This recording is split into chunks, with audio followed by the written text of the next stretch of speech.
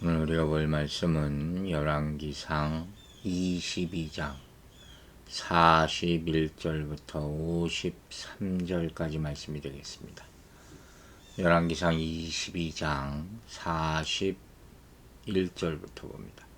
이스라엘의 아합 왕 제4년에 아사의 아들 여호사밧이 유다의 왕이 되니 여호사밧이 왕이 될 때 나이가 35세라.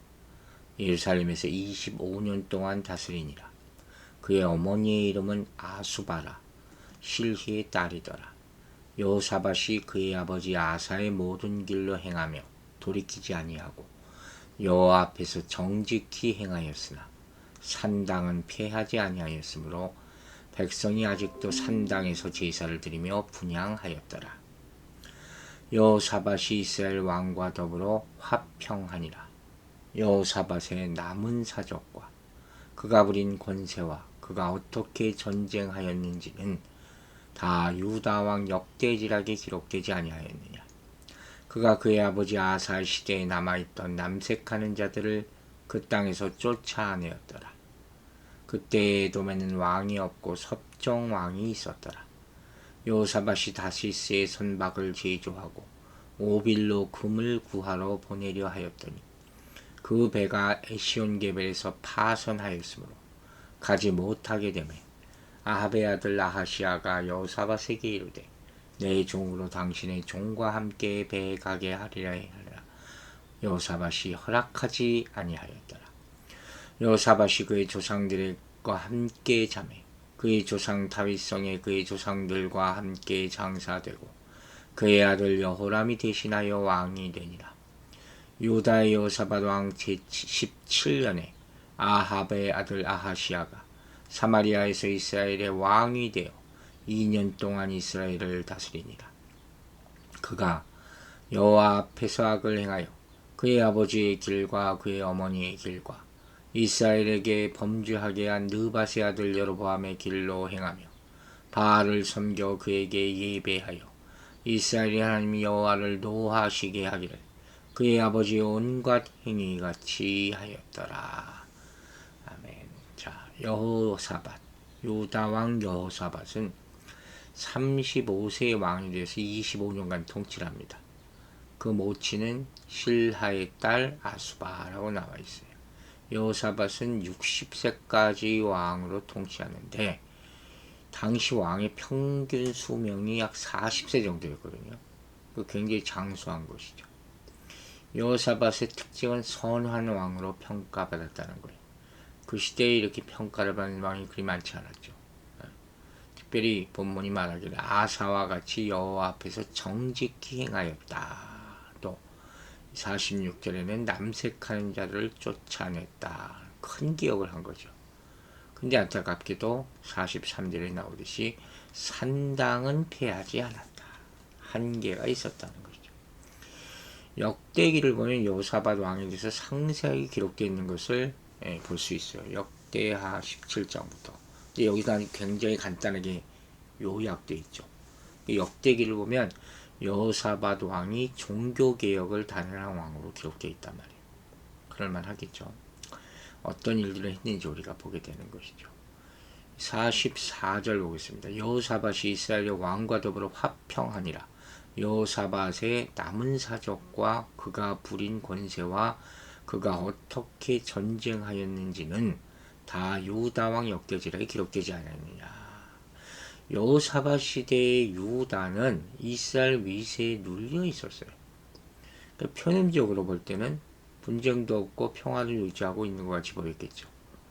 하지만 사실 그렇지 못했다는 거죠. 여호사밧은 아들 여호람을 아합의 왕딸 아달랴와 결혼시킴으로써 결혼 동맹을 맺은 것이죠. 그 이스라엘 왕실과 사돈 관계를 맺고 평화로운 관계를 유지하는 것이죠. 약소 국가들이 다 이렇게 하지 않습니까? 이렇게 여호사밧은 아버지 아사의 길을 따라서 율법에 순종하고 여호와 앞에서 정직했다고 평가받는다고 서두에서도 얘기했어요. 여러분, 하나님은 공의로우시고 의로운 재판장이시라 그랬어요. 하나님은 통치자를 평가하실 때 어떻게 하시느냐? 눈에 보이는 업적만을 기준으로 삼지 않는다는 거죠. 그러면 어떻게 하시냐? 하나님 앞에서 얼마나 정직히 행했는가. 이걸 기준으로 보시는 거예요. 세상의 평가, 하나님의 평가는 완전히 틀리다는 것이죠. 즉, 하나님은 말씀을 기준으로 삼아서 모든 인간을 평가하신다는 거예요. 아합과 같다고 평가하는 받은 삶을 살 건지, 아니면 아사와 같다고 평가받는 삶을 살 건지, 이걸 우리가 고민해 봐야 된다. 거기에 따라 결과는 완전히 달라지기 때문에, 특별히 지도자는 하나님이 기뻐하신 일을 행하며 하나님의 말씀에 나타나는 통치 원리를 따라서 정의와 공평을 드러내야 할 줄로 믿습니다. 문제는 우리가 앞서 언급했듯이 이 여호사밧이 솔로몬 시대부터 시작된 산당을 제거하지 못했다는 거예요. 시간이 지나면서 산당은 종교 및 지역 경제 권력과 깊이 연계되고 그로 인해서 제거하는 데 어려움이 있었을 것으로 보입니다. 그러나 하나님이 싫어하시는 산당을 통치자가 제거하지 않으면 어떻게 돼요? 백성은 우상숭배의 위험에 빠지게 된다는 거예요. 그래서 지도자는 그때 무슨 욕을 먹어도 과감하게 이런 것을 없애버려야 될 그런 이유를 충분히 가지고 있다는 것이죠. 그래서 또 46절을 보면 아버지 아사 시대 남아있던 남색하는 자들을 쫓아냈다. 이런 말도 나와요. 그게 공이죠. 여기서 남색하는 자는 저희도 몇 번 언급했지만 동성애자를 말하는 것은 아니에요. 당시 우상의 신전에 소속된 남자 창기들, 이런 사람들 엄청 많았어요. 그 당시 우상 섬기는 종교 의식에는 다 성적 행위들이 수반됐거든요. 제사 지내고 그 성적 행위를 음란한 행위들을 하는 것이죠. 신을 섬긴다는 명목으로 육체의 쾌락을 충족시키는 것. 그 신이 이런 쾌락을 허락했다고 얘기하는 것이죠. 잘못된 것이죠.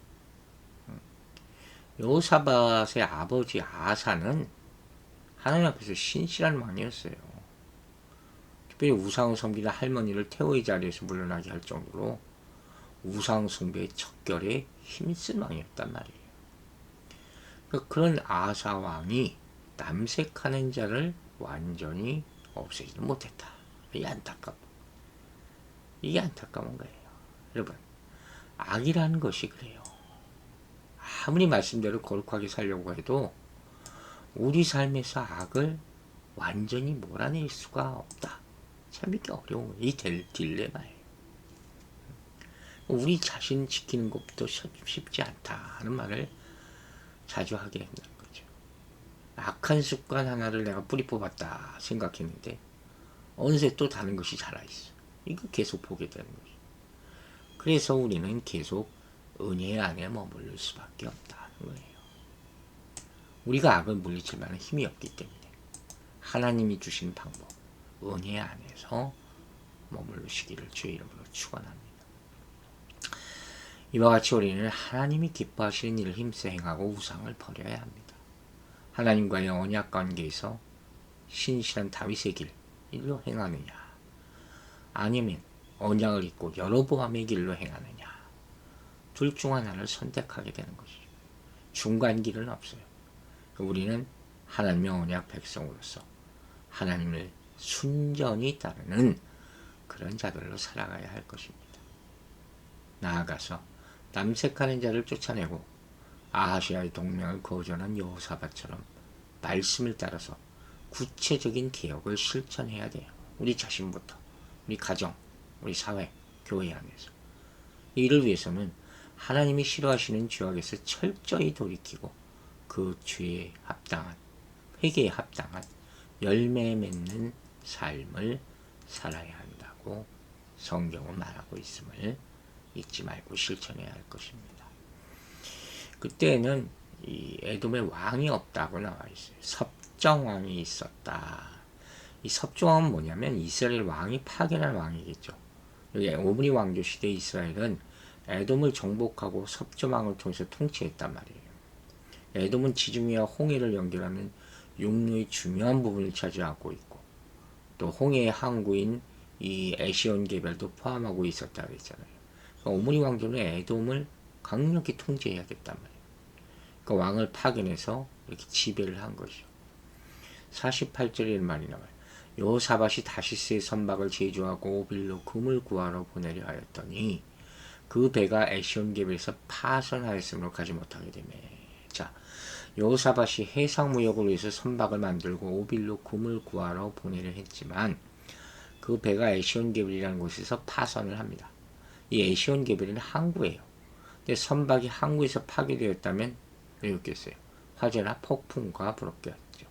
자연재해가 원인일 수도 있고 아니면 노동자의 폭동이나 고의적인 방어일 수도 있다는 거예요. 여기 나오는 이 다시스의 선박이라는 것은 무역을 위한 대형 선박을 의미하는 것이에요.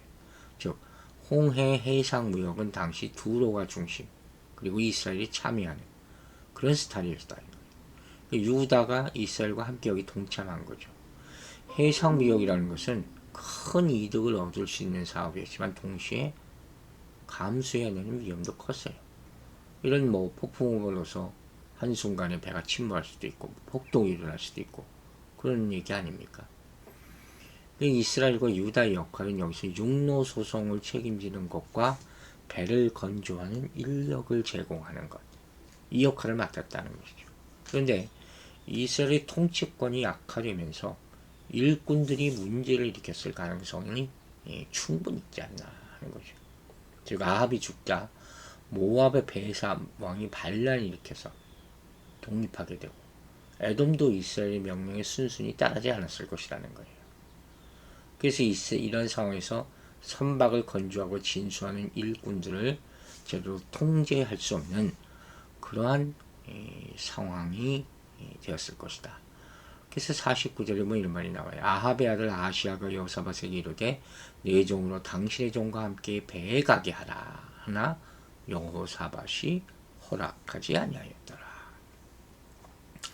이 말 무슨 소리냐면 이스라엘 왕 아하시야가 여호사밧에게 홍해 해상 무역에 동참하겠다고 제안하지만 여호사밧이 원하지 않았다는 거예요. 당시 이스라엘은 유다 관계에서 우위에 있었잖아요. 따라서 유다 왕은 이스라엘 왕의 제의를 허락하거나 거절할 수 있는 위치에 있지 않았어요. 이 말이 도대체 무슨 말인가 의아해지는 거예요. 어떻게 여호사밧이 지금 이스라엘 왕의 제안을 받아들이지 않을 수가 있을까? 이 말은 무슨 의미냐면 이거 거절의 표현이 아니라 유다 왕 스스로 그 일을 감당하겠다는 완곡한 의지의 표현으로 보는 게 맞아요.